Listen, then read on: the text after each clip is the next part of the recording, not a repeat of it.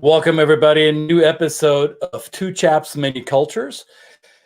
You'll be surprised what you can find out about other people and their preferences, how they go through life, just by listening to them and observing them and paying close attention.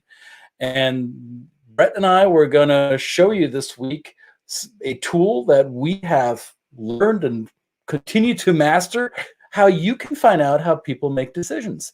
And why wait any longer? Let's start now.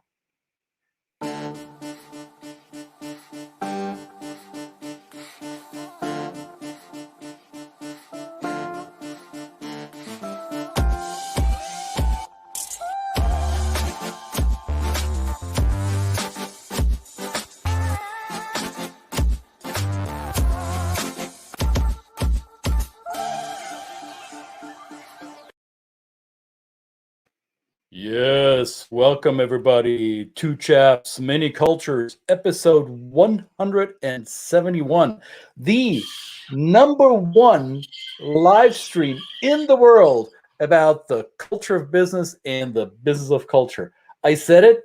I don't know if it's true. I believe it though. How about you, Brett?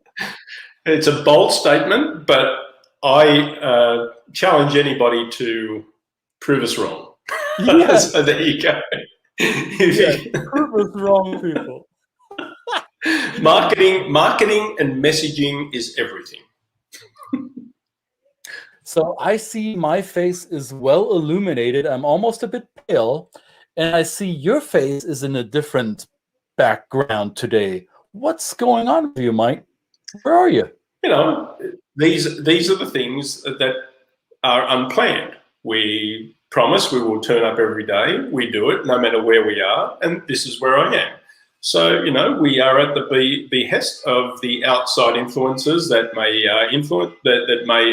influence how we show up, how we can show up, and how we communicate, of course, which is what we're talking about today.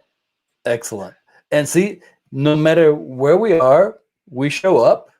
I've been joining this program from my car because we had power outages and nothing worked. All because we love you folks. And we are here to present information that we think will be valuable to you. So let us know where in the world you're watching this. Type it in the chat box or in the comment frame underneath this video. Let us know what you like about this, what you would love to hear on this program, and where in the world you're joining us presently. Maybe that is your permanent location. Maybe that is your location for now. I hear people have taken up traveling again, so apparently it has become more commonplace. And we would like to find out how you make decisions. That's the premise of this week. We are looking at a personality profiling methodology that Vito Buono from Atlanta. Beautiful. Buongiorno, Signore Buono. Thanks for joining us. And that's great when people actually listen to what we say. Isn't that great? Love it. So we're talking about a personality profiling instrument that Brett and I have been using for a while, that is unlike many of the other personality profiles you may have come across in your long and seasoned career of working globally, or in your budding career, wherever you are on the trajectory. And there are many of these personality profiles out there, and they tell us a lot about ourselves, and they tell us a lot about our personality structure. What none of them do is none of them tell us how to quickly recognize how other people make decisions. And especially in a global context, when you do business, you want to bring about some kind of decision, either a decision that people may join you on a project, or a decision that maybe you want a customer to buy from you, or you want somebody to, I don't know, why would we would like to have people make a decision, Brett? Well, why would we want to elicit that from others? Well, the main reason we might want to do it, let's look at the motivation behind it. when you're doing sales, and we argue all the time that every day is a sales process, but if you are just communicating and interacting with people, what we feel is the respect to actually identify and gather information about how they would prefer to communicate and interact and make decisions is really a powerful tool, not for evil, but for good, so that you can serve them in a fast and efficient way. So for some of these aspects of the profiles we're going to discuss over this week, fast and efficient is perfect. And for others, maybe that's not the top of their list. But that's why we kind of look at these things. This is, as Kristen says, just one tool out of many we use, and we put them together just to kind of wherever we see that it's suitable, that we can actually, and that anybody listening to this should be able to ascertain what's the best way. Who are we showing up in front of? How can we serve them in a faster way? Get to really what they want to do. Exactly, and honor their communicative preference, because too often when we communicate the way we like to do it, the way I speak, the way you speak, the way anyone communicates with the world through their outward facing interactions. And we all do that based on our values, and we have certain pillars in our world or our map of the world, or our image of the world. So we base our communication style on that, and not always is that the same as the communication style of the people that we're interacting with. So sometimes it's like ships passing in the night, right? So the better job we do in recognizing somebody else's way of speaking or way of being and behaving and decision making, the more we honor that other person, the quicker we are able to build rapport and commonality and hopefully agreement, right?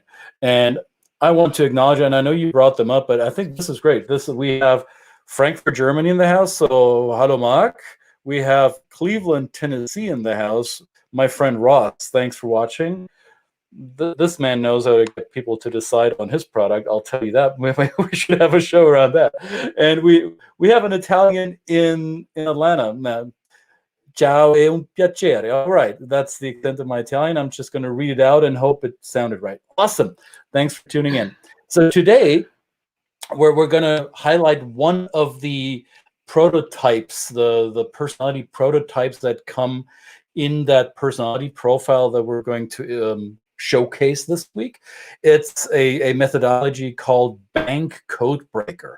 And B.A.N.K has nothing to do with the financial institution, unless, I mean, you could say if you get a lot of people to decide in your favor, meaning to buy from you, you could take those decisions to the bank, sure. But B.A.N.K is a four-letter word that is illustrative of the acronyms of the four personality prototypes. So we have B, we have A, we have N, and we have K. So B stands for blueprint, hence the blue shirt. A stands for action, that's him with a red shirt. We'll talk about the colors that are associated with that. N stands for nurturing, and you'll see the color yellow associated with that. And then there's finally K, that stands for knowledge, and we put the color green with it. So we have the primary colors. We have an acronym of B, A, N, and K. And all of us are a mixture of these prototypes. None of us are either blueprint or action singularly. We're all a mixture of the four. And to the extent of which we are a mix of these four personality prototypes or archetypes, that's how we show up in the world. That's how we communicate with each other. And today our focus is on the blueprints. So blueprint, what are some of the associations you would have with that term blueprint, Brett? Well, the association I put with a blueprint is that it's a plan, it's a map, it's a structure through which people like to approach any task or decision making, right? So the blueprint is the way I interpret it. You have to build a house, to build something that's worthwhile, that's livable, and that's not going to fall around your ears. Then you need a blueprint, and that's where you start. And that gives you maybe a set of tools, maybe a set of materials in which you're putting together a certain project, and so on and so forth, and of course making your decision. Yeah. I don't know who said it was a famous person. I'm quoting somebody whose name escapes me right now. I think it was a military leader who said, if you fail to plan, you plan to fail, right? So this is something that blueprint personality types really value strongly. So we're going to bring up a little slide so you won't see our faces, but you're going to see the slide. And this illustrates the core values that blueprint personality types hold dear. So you see the planning, right? We instead of this episode, those who love to plan, yes. Blueprint personality types appreciate stability and predictability. They want a structure. They want a system that they can follow. They want a process that is documented and agreed upon, that everybody adheres to. They want to know who is in charge, which person has which, or which team member has which responsibilities, and the responsibilities are clearly lined out, and there's no question about that. They have a sense of duty to do their work, or they feel drawn to jobs that uphold duty and rules. Credentials are important to them, so you'll see people who flaunt their academic degrees, or people who have like what we sometimes refer to as the alphabet soup behind a name on LinkedIn or on their business cards, their degrees and well, academic accomplishments. That's important because that shows, hey, you know your stuff and I can trust you because you have those credentials. So these titles and also traditions matter quite a bit. So these are some of the core values that blueprint personality types find highly important. And if you're dealing with somebody who's a blueprint first, remember what we said earlier, nobody is a blueprint alone. They have all the other personality types mixed in. But if somebody's a dominant blueprint, then these values will show up in the way they behave. They will ask you for your price. And if you don't meet their budget, you're out of the game, right? If somebody tells you, this is how much I can possibly invest in this product, widget, service, project, and your proposal goes a dime above that, you're not going to get into the selection process. Or if you can't prove that you're the person with the title or the authority or the credibility to make a decision in that team, then they're not going to be very likely to listen to you. So you met these people, I'm sure. Brad, do you have people that are strong blueprints in your life? I know a couple of Germans like that. True, that is a stereotype that surrounds the Germans, and yes, many Germans have that blueprint type personality. Ask my wife and she'll tell you I'm everything but a blueprint. So it doesn't, the label doesn't fit me. Well, you're Bavarian. You're Bavarian, of course. There's a difference, right? There's a difference, and yeah, and I would be careful to say, hey, one culture is either this or that, and this is the fun fact. You will find blueprints in any culture, and you'll find all the other personality prototypes in any culture. But it was kind of leading me to that point. Is that that's why we use multiple tools, right? Because I've had people that say, "Oh, I know people that we do this in our work. We say describe a stereotype or a perception that you have of this culture." And many times you can bring up one of these things, one of these cards, one of these sets of values, and they might ascribe it to a culture. But of course, as Kristen says before, this is only just how they might lead. They still have a good percentage of the other bank codes that back them up. So I was just kind of being facetious and picking on myself there, because to start out with an absolute statement that this is a person from a particular culture would be just as wouldn't be to your advantage for sure. That's so that I would agree on. Yeah, and you can often well, not presume, but at least suspect with a little more investigation to follow. You can suspect that if somebody is in a certain job or likes that particular job very well, that they might be the blueprint personality type. So somebody who is upholding the rules, right? So somebody who's a rule enforcer, maybe in law enforcement, maybe in, I don't know, corporate governance or human resources. Maybe even more so in accounting, somebody who makes sure that the numbers line up and everything adds up in the end, that the spreadsheets are correct, that the processes are followed, that many professions would fall into that bracket. And if you see that image we chose here, you see even in the background, if you can look behind the letters on the blue box, you see people in uniform, right? So that's why we chose that image.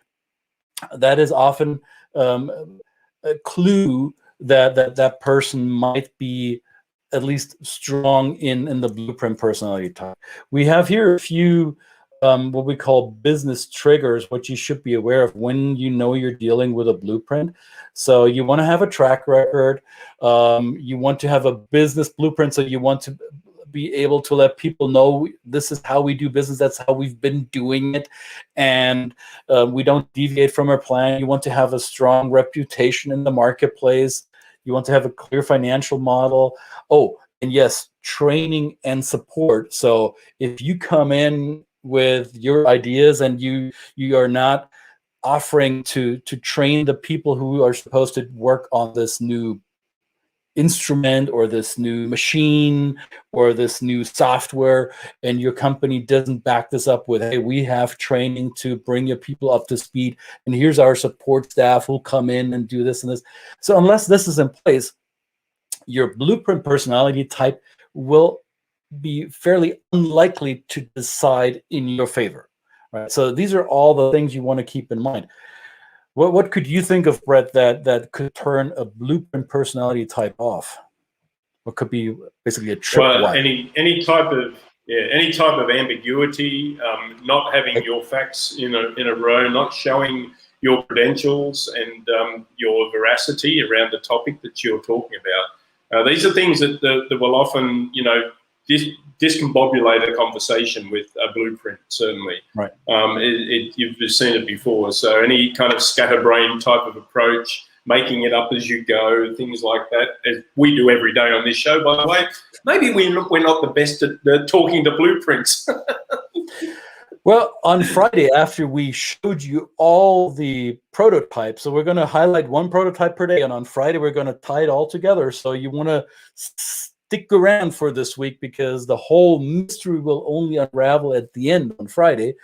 We will let you guess our full personality codes, Brett's and mine, and some of you might be finding confirmation of what they've always thought about us, and others might be surprised, right? So some of you may already recognize how much blueprint Brett or I have in us. Who knows, right? But what you just said, as a turnoff for blueprint personality types, the low tolerance for risk or low tolerance for ambiguity, that's I think a strong giveaway. So if you're dealing with someone who is shying away to take a leap towards something that's unknown to them, then chances are high that their blueprint is fairly dominant in their overall code.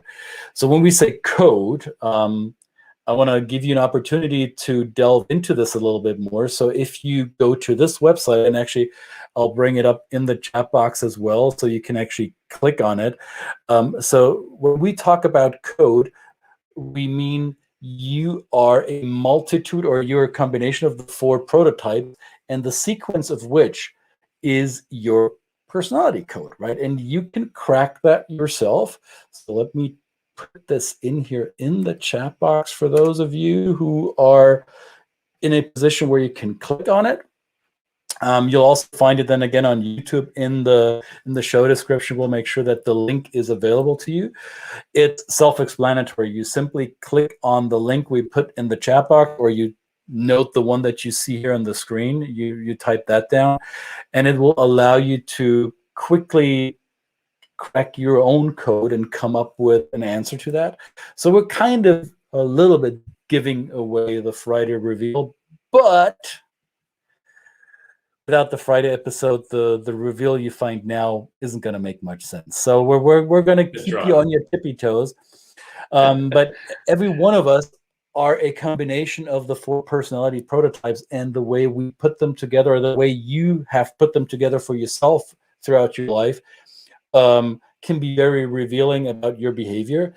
And even better, once you know how to discover somebody else's personality code quickly, and we'll show you on Friday how to do that, it will be so much easier for you to, I don't want to say read somebody, but to at least recognize what their behavioral preferences might be and better connect with them, link up with them, and find a mutual benefit, like my wife would like to call it, a win-win-win scenario. You win, they win, and the greater community has a benefit from it. It's not about, as Brett said in the beginning, it's not manipulative. It's not about taking advantage of anyone. It's about finding a mutual benefit that creates a tide that lifts all boats, right? This is what this is about. Absolutely. So tomorrow, which color are we going with? Red tomorrow? Have we decided red tomorrow? Yeah, tomorrow will be red. Tomorrow will be the personality type of the actions. So, well, let's take action on that. Yeah, we need to take action on that. And you already see Brett's giving you precursors. He's already priming up and gearing up for tomorrow. So I'm ahead of the curve. You're ahead of the curve, like the action types are, as you will find out tomorrow. So blueprints, we settled it. Risk averse, structure, systems, predictability, credibility. You want to hit all those values. And just to let you go with it one more time, these are the values you're looking at. And maybe I should remove that banner so you could actually read it. There we go. So those are the things you want to keep in mind when you're dealing with blueprint personality types. And again, look at the link, crack your own code if you so choose. Do it now, do it whenever you feel like it, tonight or tomorrow. We'll keep this link available for you throughout the week. Actually, it's out there anyways. You can use it as you please. And you'll even totally free. Yeah. Totally free. We're not taking your money. We're bringing something of value to you, and you might be surprised how quickly and smoothly that could work for you as well. Absolutely. All right. Anything else we need to know about the blueprints, Brett? No. I just have a plan that we will be back here tomorrow. A structure with a structure to take action. Yes. Professor Dr. Parry has spoken. He is now working his process to create the structure for tomorrow's episode, and I will plan accordingly and make sure that everything is within our quite massive, I have to admit, quite massive budget. After all, this is the #1 live stream show on the business of culture and the culture of business, and yet we are striving to stick within that budget and not to be too frivolous about it. All right. So with that, that's right. I think blueprints are taken care of for now, and we will see you again for tomorrow's episode. Oh, hang on. See you tomorrow. Before we go, we need to acknowledge a few more people who joined us. Hey, Michael Gates from Helsinki. Good evening to you, dear sir. Well, and Rory Ramirez from the Chicago area.